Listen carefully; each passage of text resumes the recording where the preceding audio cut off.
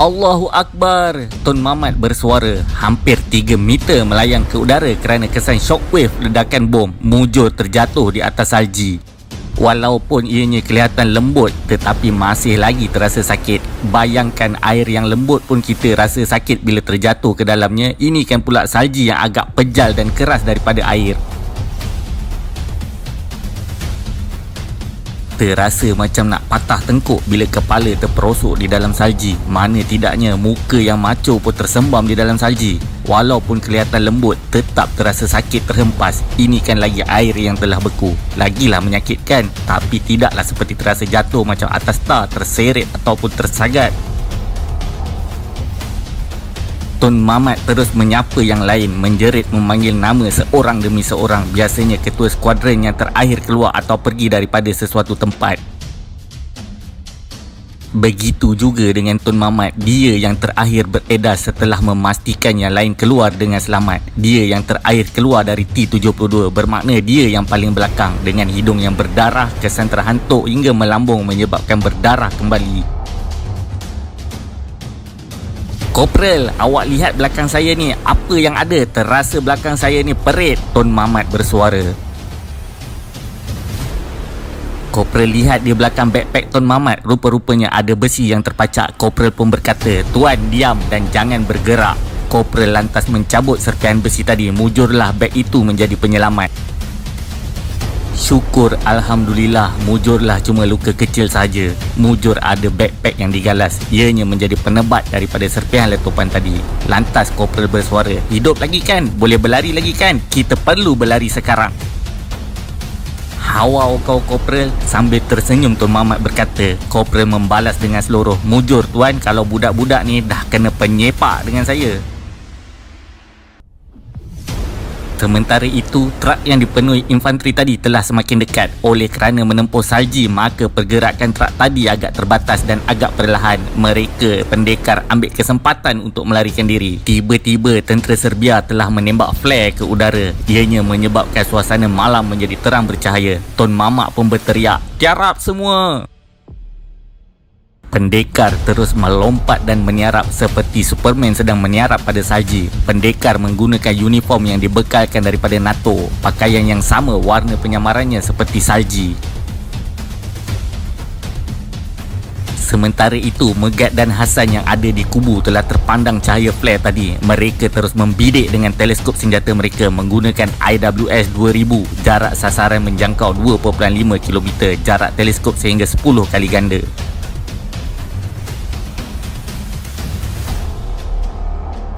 Ianya sangat mudah bagi mereka untuk melihat benda yang jauh. Namun, kekurangan IWS 2000 tidak dibekalkan dengan teleskop night vision.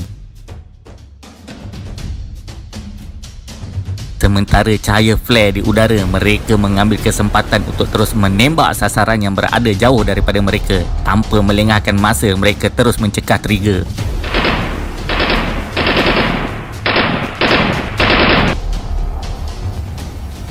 Kelihatan jelas 2 butir peluru berukuran 15.2 menembusi radiator. Sasaran mengena walaupun berada di dalam 2 km lebih. Walaupun begitu, truk tadi masih lagi dipandu. Waktu ini, berbekalkan lampu truk tadi, mereka cuba membidik tayar supaya truk tadi tersekat di dalam salji. Walaupun percubaan itu samar-samar keberhasilannya, mereka tetap membidik tayar dengan harapan mengenai sasaran. Ianya bertujuan untuk memperlahankan truk tadi supaya pendekar sempat melarikan diri.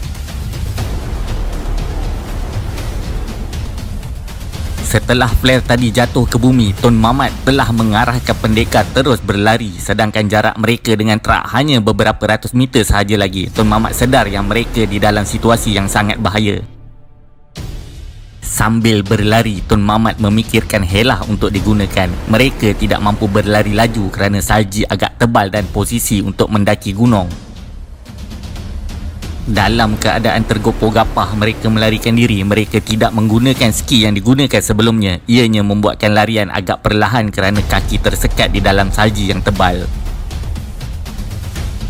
Terus terang dikatakan, sewaktu ini mereka hanya mengharapkan keajaiban. Yang pasti pada waktu ini jika tanpa latihan yang mencukupi pasti akan panik dan mungkin akan menyerah diri. Jadi situasi ini sangatlah getir, apatah lagi musuh sangat dekat dengan mereka. Hanya kepada Allah mereka berserah. Megat dan Hasan berterusan membidik tayar truk. Selang beberapa butir peluru telah mengena sasaran truk. Mereka lihat truk tadi telah terhenti dengan lampu depan menyala dan seluruh infanteri telah turun mengejar pendekar. Tun Mamat telah sampai ke kaki gunung. Tun Mamat mengarahkan pendekar.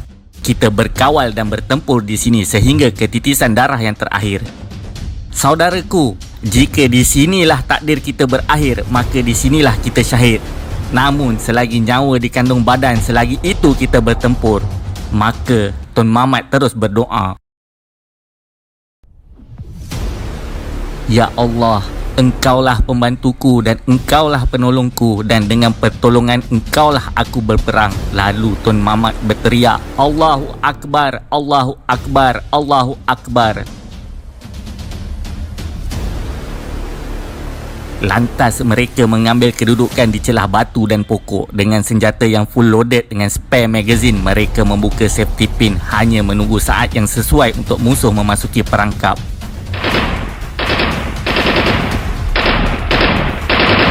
Lantas Megat dan Hasan mengambil kesempatan untuk menembak musuh yang berada di bawah. Tepat kena di kepala, bersepai dan berderai.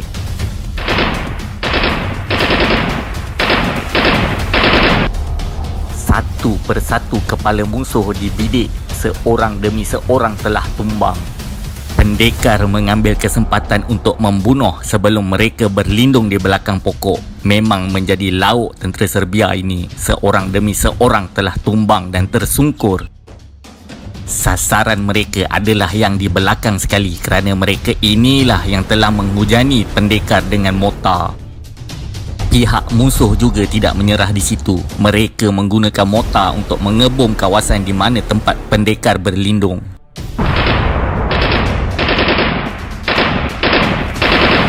Keadaan yang tadinya senyap sunyi telah menjadi bingit akibat pertempuran. Bunyi letupan mortar daripada serang balas musuh.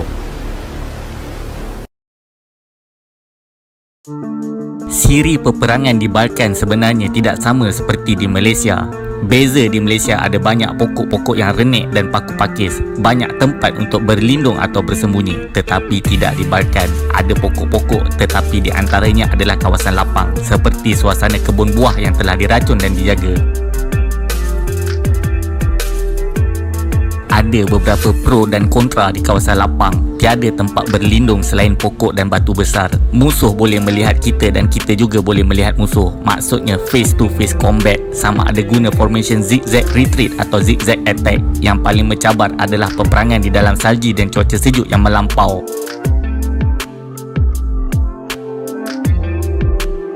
Apakah Tun Mamat mampu membawa pendekar keluar daripada kancah pertempuran? Dan apakah pendekar semua akan terselamat atau tercedera atau terkorban? Sama-sama kita nantikan sambungan di episod akhir.